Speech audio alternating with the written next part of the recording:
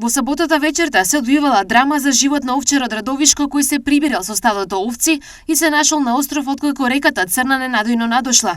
Случајот го евидентирали и Центарот за управување со кризи СВР Велес. На единствениот број за итни случаи 112 во 17 часот и 32 минути е добиена информација за заглавен овчар среде Црна река со неговите стотина овци на мало островче на 200 метри, лоцирано под селото Манастирец во општина Росоман. Реката била надојдена заради зголемен проток при производство на електрична енергија од страна на ХЕЦ Тиквеш, соопштуваат од ЦУК. Тие реагирале до АД Елем, па водата од брана Тиквеш била времено запрена. За да се намали нивото на водата во реката Црна биле потребни 3 до 4 часа.